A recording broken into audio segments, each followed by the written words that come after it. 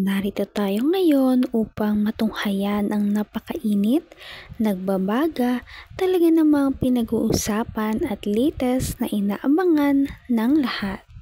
Ang latest update sa buhay ni Ate Erica at ang gulong nangyayaring kasalukuyan sa pamilya nila. Mas lalong uminit ang issue dahil biglang lumitaw ang mama ni Erica na hindi nagpakita ng ilang taon at kakasuhan daw ang lolo ni Erica pati si Kalinga Prab dahil sa mga hindi tamang ginagawa kay Erica lalo na sa pera. Mayroon ba diyang underground, yung parang kuweba na pwedeng paglusot ay bahay muna, kwarto muna? Maraming maritis dyan sa lugar nindo. Baka makita ako. Baka sabihin magjowa tayo. O baka isipin, niligawan ko si Erica. Huwag naman gano'n, no? Ayoko lang ganyan po na maraming chismosa sa barangay. Kap! Kap! Nandiyan ka ba, Kap? Saan pwedeng dumaan dyan papunta kayo na Erica? At dyan ako mamaya-maya po, mga kaibigan. Anong gustong pasalubong? Ate Jen, gusto mo ng bibingka? Bibingkang mainit.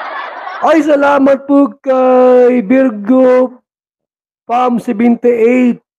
Nagpakulay po. At kay Yay. Thank you so much, Yay, sa pakulay. Yan, nagkaroon ng liwanag po ang ating live, mga kaibigan. Salamat po sa mga nagpakulay at magpapakulay pa po ngayong umaga. Galing kami ng feeding program po diyan sa may eskwelahan. 40 bata po ang pinakain natin. Shout out kay Ate Christy. Ang walang sawang tumutulong sa programa natin. Maraming salamat po. Sapagkat nandyan kayo palagi. Tulad niyan po, diyan sa may Naga City. Kamsor pala. Ha? Barangay Unahan ng Kanaman.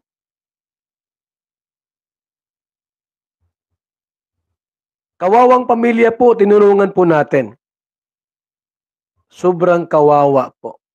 Yung ina, ang trabaho po ay maggagawa ng pawid. Piso isa. Isang pawid. Piso ang isa. Kasi hindi man yun sa kanya. Nakiki-ano lang siya.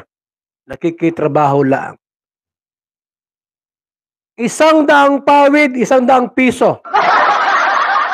Kaya sabi sa akin kahapon, sabi ko, Nay, nakailang, ano ka na, nakamagkano na po kayong kita? Wala pang 50, Kuya Bal. Ganun kahirap ang kanilang sitwasyon. Tutulong tayo sa abot ng ating makakaya. Tutulungan po natin sila. Sapagkat sila po ay mga karapat-dapat tulungan. Sinasabi nga ni Kalinga Val Santos Matubang na dapat hindi daw magpa-interview ang mama ni Erica sa iba at siya na lamang daw ang tutulong dito dahil sa susunod nga ay dadayuhin na talaga nito ang mama ni Erica sa ibang lugar at i-interviewin at kung ano man ang kanyang magagawa ay itutulong niya talaga. Ay na ni Erica.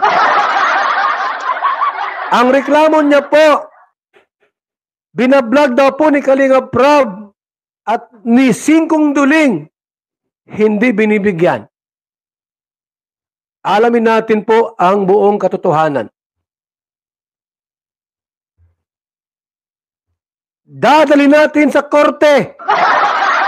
Sa Korte Suprema hanggat maaari. Kung i-content, ay kasama sa programa na pabahayan, na pinababahayan si Lolo, natural, kakausapin, bibidiyuhan. Lalo pat may pabahay. Ano ang sasabihin mo kinukontent in-interview? In-interview yung papa ko naman. Hindi ba naman din po yung mga pinagsasabi? Wala naman din po sa ayos. Naran po na. Iba daw ang... Papa niya po, kakasuhan niya kay Tulpo.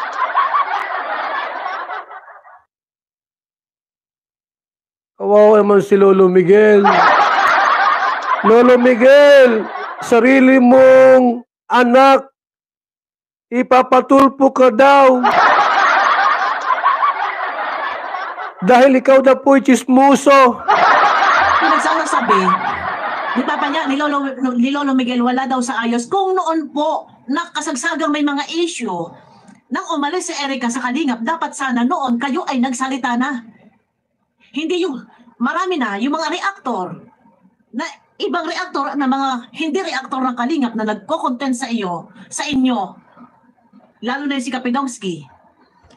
Bakit hindi pa kayo lumantad at nagsalita, nagbigay ng linaw na sa ganon ay naliwanagan? Ha? Tapos ngayon sasabihin mo, kino-content, ini-interview si Papa mo. Oh. Sabi, wala naman din po sa ayos. Sana po, narinig yung magulang ko ha.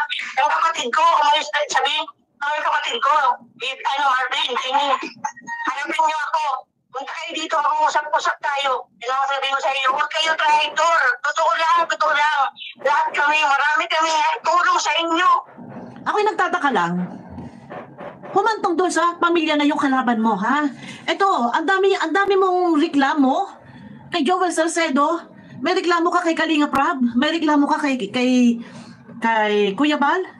May reklamo ka kay Ian Tunyakaw. Pati pamilya mo, nirereklamo mo. Bakit po nagkaganon? Na humantong sa ang dami ng issue. Ang daming issue, ang daming kalaban. Ang dami niyong kalaban. Ha? Ano ba talaga? Sino ba talaga? Kawawa naman ang lolo ni Erica dahil hindi na nga ito binayaran ng tama nila Erica noong pinatayo ang kanilang bahay. Hindi ito sinama sa pagunlad at ngayon ay kakasuhan pa daw ng mama ni Erica. Kaya naman talagang marami ang naawa sa kanya at sabi ni Kalingap Val na sana tulungan din natin ang lolo ni Erica. Sino yung gusto mong ireklamo? Ang dami. Pinagsama-sama mo na lahat. Reklamo kay Ian Tunyakaw, reklamo kay Kalinga Prab, di umano'y nakatanggap daw, may mga pinadala daw na pera, hindi rin nakarating. Reklamo kay Kuya Bal, puro para content. Reklamo sa iyong mga magulang, kapatid. Ay, ang dami. Alam niyo, sa totoo lang, hindi na po dapat sana humantong sa ganyan. Madam, sa mama ni Erica, hindi na po sana humantong sa ganito. Kung noon po sana ay kayo'y nagsasalita at nagbibigay ng linaw at kung noon po sana ay kayo ay nakikipag-usap, nakikipag-ugnayan kay Kuya Bal, kay Kalinga Prab, off-cam, yan po sana ay naiayos na. Wala naman po problema kung bakit po ngayon lumalabas na parang lumalabas dito may problema ang Kalingap sa inyo. May atraso ang Kalingap sa inyo. Ha? Di umala, may pinadalang pera, hindi nakarating, ha? Ito, tutuloy ko muna guys, para maintindihan po ninyo, ha? Hindi kayo namin pinabayaan. Ikaw na, ngayong garaman ko na bintay nyo. Yeah. Wala kayong abiso sa akin. Ang inaano niya na dito, yung pamilya niya, yung mga kapatid niya, ha? Ikaw na, ngayong garaman ko na bintay nyo. Wala kayong abiso sa akin. Hindi ako umimik. Yung pag-hospital kay mama, sino ano sa inyo nagtulong? Anak ko, si Erica, yung mga inipon. Alam niya, sa totoo lang, yung binabakbakan mo po, hindi, sorry, hindi binabakbakan. Yung tinitira mo po dito, pamilya mo eh. Mga kapatid mo, tatay, magulang mo, naku, tutusin niya sana pribadong usapin. Hindi na po sana yung kinakalad ka dito sa social media, madam. Sa nanay na Erica, hindi na po sana yung kinakalad ka dito sa social media. Inyo na lang po sana yan. Sa inyo pamilya, nag-uusap-usap kayo. Kasi hindi kayo makakaani po ng papuri. Sorry madam. Kung ako'y nag-reaction, ako po ay isang reactor ng Kalingap at nais ko lang din pong idepensa dito.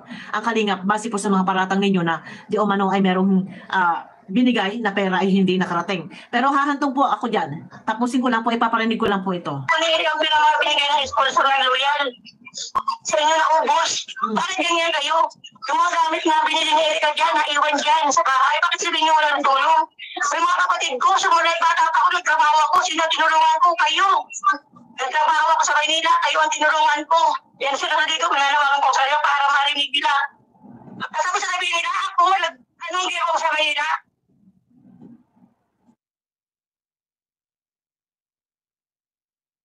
Grabe talaga ang mga revelasyong nalaman natin sa video na ito.